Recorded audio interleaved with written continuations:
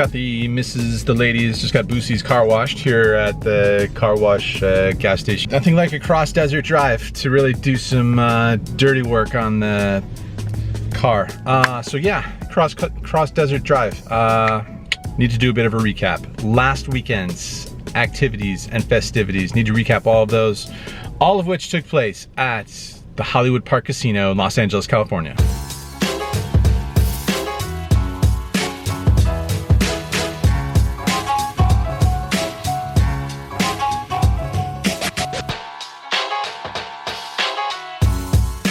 Two and a half days, hangout time, a tournament, and cash games. They were all on the agenda. Day number one, the hangout time. This was cool because Brad Owen and myself, we had just come off of a couple small victories at the Global Poker Awards. And the winner is Andrew Neeme. And the winner is Brad Owen.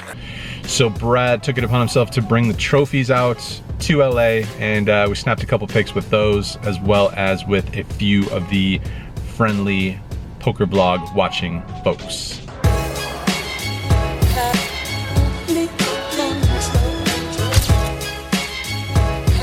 It was meant to be a low-key evening at the Hollywood Park Casino, and it mostly was.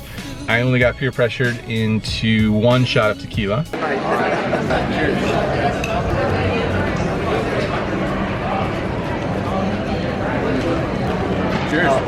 But after that, it was pretty chill. We spent a couple of hours just hanging out what they call the Raise Lounge. We had an area to ourselves where we could just hang out, get to know some fellow poker people, have a couple beers, snap some pics.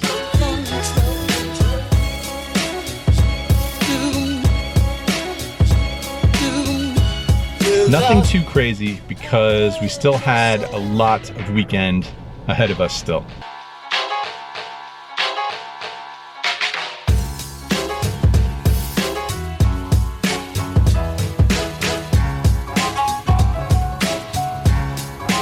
Day two of the 2.5 day, 3-day meetup game here in Los Angeles.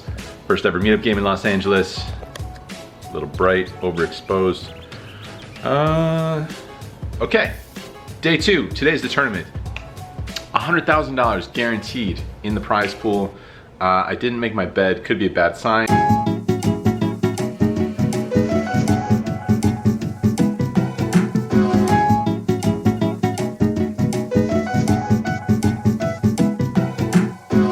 Okay, so as I was saying, day two of the 3-day meetup game extravaganza. Back here, there's a tournament running. It's a $560 buy-in event, $100,000 guaranteed in the prize pool. So yeah, we're gonna be firing. My seat's right back here. Seat 8, table 4, doesn't matter. Hopefully I'll be playing down to the very end, final table, tournament winner right here. Yeah, let's do that. Let's go.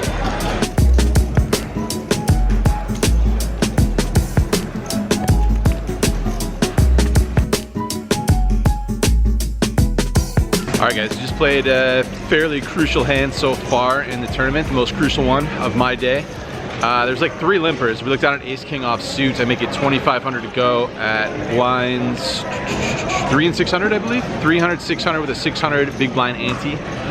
2,500 to go, we get 4 callers. The flop comes queen, jack, 3, I want to say.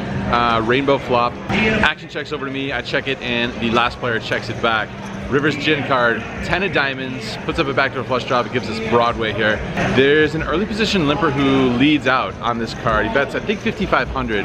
There's a player in middle position who thinks for a little bit and then jams his stack in there, which is somewhere around 20K. The player next to him thinks for a little while and then he folds.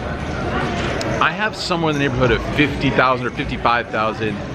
And it's an interesting decision between flatting and letting that player in who let out. Assumedly, we have him crushed a lot of the time, but I would think that there's some percentage of the time that he's gonna have some sort of a combo draw. And if we just flat call, then we're giving him a great price in case he does have diamonds to go ahead and draw profitably at that river card with that draw. So I debated for a little while, but I decided to just jam it all in there since it's not that much more in my stack compared to what everyone else has, compared to the guy who jammed all in, I should say. There's one fold, and then the player who let out for the 5,500 goes super deep into the tank and thinks for a long time, pondering it for quite a while before eventually folding. We go ahead and show versus the player who's all in, and that player has ace-queen offsuit, so he's drawing dead to a chop basically. And the river comes down, the deuce of diamonds, either way, it doesn't pair the board, but brings the third diamond on board. The player who was in the tank, another position, reacts pretty strongly, and it turns out he had jack nine of diamonds, so he would have in fact rivered the flush. Good thing we pushed him out, and we go ahead and scoop this pot in. Takes our stack up to over 90,000. Blinds are just going up to 400, 800 now, so we got healthy stack. So we got a healthy stack at this point, over 100 big blinds, and first pretty big pot of the day so far. Let's see if we can keep it going.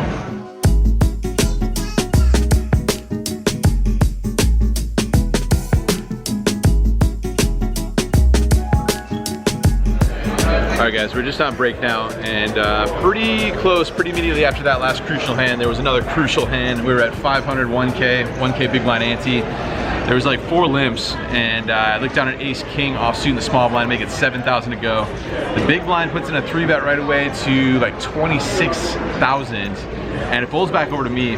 He's only got maybe 20K behind. I think we're just gonna have to go with here, ace king, premium hand, and 30-minute levels and stuff like that. So I just go ahead and jam it in there, and he pretty much snap calls with pocket jacks. Unfortunately, the ace king cannot improve versus the jacks, so we lose about half of our stack there and whittle down to the 40,000 chip mark, somewhere in that range. So we got pretty short after that. Blinds got up to 800, 1600, again the 1600 big blind ante as well. There's a middle position raise, and we look down at pocket sevens, go ahead and jam all in with that. No takers at all, everyone folds. Same level, there's a player who limps in, we look down at pocket sevens again. We go ahead and jam all in, and once again, everybody folds. So we win the blinds and antes there. Shortly after that, the stack had grown to somewhere around 24 big blinds by now, and we look down at pocket nines. We go ahead and put in a raise to 3,500. Once again, no takers. Big blind folds an ace. So we pick up some chips here and there following the ace king versus pocket jacks debacle. Chip up a little bit, but blinds are going back up. Blinds will be 1,000 and 2,000. We currently have 46,000. Good for 23 big blinds. Probably going to be looking at some more shoving situations here very soon. And that's going to be a wrap. Look down at ace-4 in the small blind, ace-4 suited, the birthday hand, and there's a button raise. Don't have too many chips, send them all in the middle, and unfortunately we get called, snap called by ace-9 suited, and we cannot improve, we cannot chop, we run out of chips. When you run out of chips, they kick you out of the tournament. It's a pretty rough rule that they have here at Hollywood Park Casino, but I don't know, some people think it's fair. All right, I'm gonna decide now whether to go play cash games or just chill, lay low. If anything interesting happens in the cash games, you guys will be the first to know, trust me. Okay, hi there. Where are we? Cafe Copy. Cafe Copy. Spring Mountain. Banana latte. You drank already, so it's not as pretty. It's much prettier when it's before it's... No time to chill whatsoever. There was a 5-10 game going, and I bought in for $2,000. It was in this game that I got my first Randall Emmett experience. Quite the character, pretty funny guy. He fired up Brad Owen's vlog at the table and was making sure that his table mates, his neighbor, had seen the vlog, was paying attention to the vlog, and understood everything in the vlog so that he would be able to find some success at poker. Randall usually plays much higher than this, and he also had a Lakers game to get to. So after he had lost most of his stack, he sent the final $350 into the middle blind. We looked down at ace deuce of hearts, which is definitely ahead of a blind range. So I decided to oblige with this hand. Randall ended up having 7-4 offsuit, and the ace high holds up. So we scooped that one in. After that, off Randall went to his floor seats, I think, at the Lakers game. All right. Bye, guys. Be good. Cheers, buddy. It didn't take long for that 5-10 game to become a mandatory 5-10-20 game. We had a couple of interesting hands take place. The first one came when I looked down at pocket queens from under the gun, and I make it $75 to go. It folds around to the big blind who makes the call. The flop comes pretty safe, albeit pretty connected. It comes Jack 8-7. He checks it to me, and I can either check it back for pot control, or I can go ahead and try and get value from a variety of hands, some top pairs, some combo draws, different things. I decided to take the latter route. I bet $100 and my opponent calls. The turn is mostly a brick. It's a 5 of clubs, which puts up a second flush draw on board. He checks it over to me again, and this time I definitely want to bet, so I bet $255. He calls pretty quickly, and we end up making a set on the river. It's the queen of clubs. This time my opponent leads out pretty quickly and pretty confidently for $400. We likely beat everything here, aside from flushes, but it's kind of an awkward and tough spot, just considering how quickly and confidently he put out that bet. We had been chatting a bit, so I said he should make it fun and he should show a card. He ends up showing me the 9 of clubs. He could be turning a hand like Jack 9 or 8-9 into a bluff, or he could have Jack 9 of clubs or 8-9 of clubs. He tells me he'll show either way, whether I call or fold. So I decide to make the pretty tough fold here, lay it down, since we're gonna get shown the results anyway. He shows me the other card, which turns out to be the 4 of clubs. So pretty happy with my fold there. End up making a pretty tough fold. As you guys know, usually not a fan of making these sorts of folds.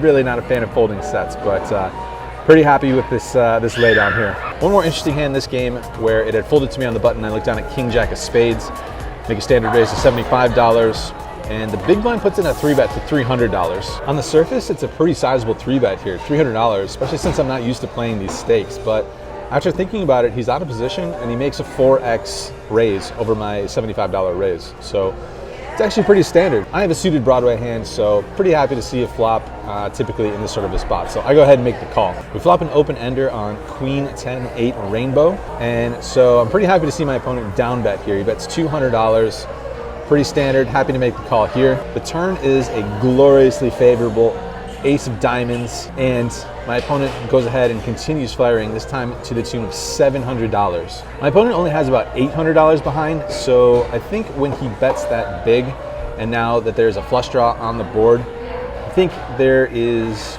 one size, one play here that makes the most sense, and that's to just go ahead and jam it all in. I stick it in. My opponent doesn't think for too long before tossing in the call. He asks if I want to run it once or twice. As usual, I say whatever he wants to do, and he requests 2 times. So we're off to see 2 river cards here. First river card is the 3 of spades. The second river card pairs the board on the 8 of spades. I go ahead and show it down, and my opponent kicks it in, tosses in his cards into the muck, which means we are scooping in this pot. Looks like the poker gods have rewarded us after making the tough laydown in the previous hand with the set on the river. Must be nice, dude. Must be nice. I played for a handful of hours before calling it a night. We were into the game for the original $2,000, end up cashing out of the game for $5,013. Day 3 of the 3-day meetup game event extravaganza here in Los Angeles, California at the Hollywood Park Casino. Today, 5-5, no limit, Texas Hold'em, 300 to 500 buy-in. Should be a good turnout. Looking forward to getting in there. We had ourselves a good session yesterday, trying to keep the momentum going, but also looking forward to having some fun with some of you friendly folks. But yeah, maybe we can string together another win here. Let's go. 12 games going of 5-5, no limit Hold'em at Hollywood Park Casino. On a Monday, we end up filling the entire section that they call the top section of the cash game area. The 5-5 cash game got underway at about 5:30 p.m. and things were looking up right off the bat. Pocket kings, I open for 20, 2 callers, flop quads, checks through, turns a 3rd Broadway card, and I bet a 3rd pot and everyone folds. I had a little too much of it. Oh my lord. I had ace queen and I put in a 3-bet squeeze play from the small blind, ace queen suited, and I got called by a short stack who only had about $120 left as we were heads up to the flop. Jammed all in, and he had flopped top pair with his queen jack, but luckily we river the 3 outer, ace on the river. So A little bit of run good there. Card dead beyond that. Up a couple $100 and heading into my third table now. Aside from the quad hand where I couldn't get any customers, there was actually a ton of action in these games. And I found myself in a pretty interesting spot a little bit later in the night. The under the gun player had limped in and the player on his left raised it up to $25. I looked down at pocket tens in middle position, go ahead and make the call. The big blind calls and the limper makes the call as well. So 4 ways to a flop in which we flop an overpair comes 9-7-3 rainbow. Action checks over to me. I make a pretty standard bet here with my overpair. I bet $70 and only the big blind makes the call. The turn is a deuce of hearts, which puts a flush draw on the board. This time my opponent leads smallish on this board. He bets $100 into a pot of about $240. I don't want to give any sort of easy draws, any free cards to a hand like 6-8 or 10-8 or pairs that have perhaps added a flush draw with some backdoor equity on this card. But further complicating things in this situation is that every time Brad and I switched tables in the evening, we had to drop back down to the original maximum of $500. So we're actually not super deep here. We only have about $400 on this street remaining in our stack. So if I go ahead and put in a race here, it seems like there's only going to be one sizing that really makes sense here that will avoid us having some tiny amount left on the river. And I think that's an all-in raise, an all-in jam. I go ahead and jam it in here and my opponent sort of shrugs and makes the call. River's an offsuit jack. I go ahead and show it down and my opponent shows 9-3 offsuit. For a flop 2 pair that holds up, we cannot improve versus the 2 pair. I'm happy to see that hand and happy to see just how much action there is in the games across the room. I think the California built-in action combined with the action of a meetup game is actually a pretty fantastic combination, to be honest. I played for a bit longer, won some hands, lost some hands, but on the evening we end up finishing in the negative. Get into this game, into the meetup games for $1,500. We cash out for just a touch under $700 for a loss on the evening of about $800. But so much more important than that was, again, this amazing turnout. 12 tables, filling the entire room on a Monday evening. And I believe they usually get 2 to 3 games, maybe 4 on the weekends. Some shout outs to some people. Shout out to Doc from Manhattan Beach. Shout out to my friend Scott, who I've gotten to know through this vlog and the Hand History Lounge. Edgar, and not only his crazy, super valuable hats, but also his wall of chips that he was able to construct during this meetup game. Shout out to everyone who came to the bar afterwards. Shout out to Eric and Dennis and Ramsey for the after party. And of course, last but not least, shout out to the Hollywood Park Casino for embracing the blog and the meetup games and bringing all 12 tables of us together for what was definitely a fun weekend in Los Angeles. It was awesome to get into a little bit bigger of a game. Small but significant step up from the usual 5-10 and into a 5-10-20. I definitely want to try and make that a more frequent occurrence for me personally, and if and when that happens, of course, want to bring the vlog along as well. All right, guys, next stop on this train, Run It Up Reno, starting on Sunday. Meetup game over there on Monday. If you're in the neighborhood or can get to the neighborhood, come say hi.